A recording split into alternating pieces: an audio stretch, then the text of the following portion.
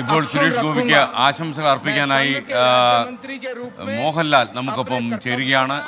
മോഹൻലാൽ, വളരെ അഭിമാനകരമായ നിമിഷമാണിത്. ഞാൻ ശ്രീകണ്ഠനാരായണൻ 24 ഫ്ലോറിൽ നിന്ന് നമസ്കാരം. അപ്പോൾ ഞങ്ങൾക്കൊക്കെ ഇതാണ് തീർച്ചയായിട്ടും എല്ലാ മലയാളികൾക്കും പറയാൻ സാധ്യതയുള്ള ഒരു കാര്യം തന്നെയാണ്.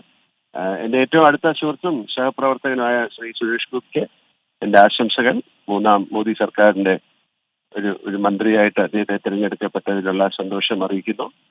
വ്യക്തിപരമായിട്ടും എനിക്ക് വളരെ വർഷങ്ങളായിട്ടുള്ള ബന്ധമാണ് അദ്ദേഹമായിട്ട്. അദ്ദേഹം ചെയ്യുന്ന ഒരുപാട് സാമൂഹ്യ പ്രവർത്തനങ്ങൾ അദ്ദേഹം ചെയ്യുന്നത് എനിക്ക് നന്നായിട്ട് അറിയാം, ബോധ്യമുള്ളതാണ്. തീർച്ചയായിട്ടും അതിനൊക്കെയുള്ള ഒരു അംഗീകാരമായിട്ടാണ് ഞാനിതിനെ കാണുന്നത്. അതുപോലെ തന്നെ ഞങ്ങളുടെ ഫിലിം ഫ്രട്ടേണിറ്റിക്കും വലിയൊരു അഭിമാനം തന്നെയാണ്. താങ്കൾക്ക് ഡൽഹിയിൽ നിന്ന് ക്ഷണം ഉണ്ടായിരുന്നു, പക്ഷെ പോകാൻ കഴിഞ്ഞില്ല അല്ലേ? ആ ഒരു വിഷമം ഉണ്ട്, അല്ലെങ്കിൽ ഈ സത്യപ്രതിജ്ഞ നേരിട്ട് കാണാമായിരുന്നു. എനിക്ക് കുറച്ചൊരു ദേഹാസ്വസ്ഥയുണ്ട്, പിന്നെ ഞാൻ ട്രാവലിലായിപ്പോയി. ഓക്കെ, ഇപ്പോൾ എവിടെയാണ് മോഹൻലാൽ? ഞാൻ തൊടുപുഴയാണ്. ഓ, ഷൂട്ടിംഗ് പുരോഗമിക്കുകയാണ് അല്ലേ? ഓക്കെ, അതെ അതെ അതെ.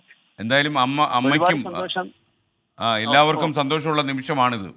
കാരണം നിങ്ങളുടെ ഇടയിൽ നിന്ന് ഒരാൾ കേന്ദ്രമന്ത്രി പദത്തിൽ എത്തുകയാണല്ലോ.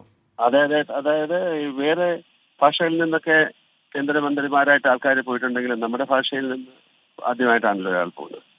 ഈ ഏറ്റവും അവസാനം അദ്ദേഹത്തോട് സംസാരിച്ചപ്പോഴാണ്? ഇന്ന് വിളിച്ചിരുന്നോ? വിളിച്ചിരുന്നു. അദ്ദേഹം ഡൽഹിയിലേക്ക് പോകുന്നതിന് വിളിച്ച് സംസാരിച്ചിരുന്നു. കാരണം രാവിലെ ഒരു വലിയ സസ്പെൻസ് ഉണ്ടായിരുന്നു, അദ്ദേഹം പോകുമോ പോകത്തില്ലയോ. ആ സസ്പെൻസിനിടയിൽ നമ്മളൊക്കെ വിഷമിച്ചു പോയി, അദ്ദേഹം വണ്ടി കയറിയില്ലയോ.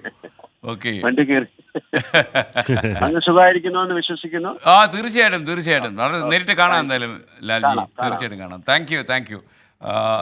നമുക്കൊപ്പം ചേർന്നത് പ്രിയപ്പെട്ട നടൻ ശ്രീ മോഹൻലാലാണ്. അദ്ദേഹത്തിന് ഡൽഹിയിലേക്ക് നരേന്ദ്രമോദിയുടെ നേരിട്ടുള്ള ക്ഷണമുണ്ടായിരുന്നു. പക്ഷേ ചില ദേഹാസ്വാസ്ഥ്യവും ചില പ്രശ്നങ്ങളും തിരക്കും, മാത്രമല്ല തൊഴിലിൽ അദ്ദേഹത്തിന് ഏറ്റവും പുതിയ ചിത്രത്തിൻ്റെ ഷൂട്ടിങ്ങും നടക്കുകയാണ്. അതുകൊണ്ടാണ് അദ്ദേഹത്തിന് പോകാൻ കഴിയാഞ്ഞത്. പക്ഷേ അദ്ദേഹം അമ്മയുടെ പ്രസിഡൻ്റാണ് അല്ലേ? അപ്പോൾ തീർച്ചയായിട്ടും അമ്മയിലെ ഒരാൾ ഡൽഹിയിൽ കേന്ദ്രമന്ത്രിസഭയിൽ അംഗമാകുന്നു എന്നുള്ളത് അവർക്കെല്ലാവർക്കും വളരെ അഭിമാനം നൽകുന്ന നിമിഷം തന്നെയാണ്.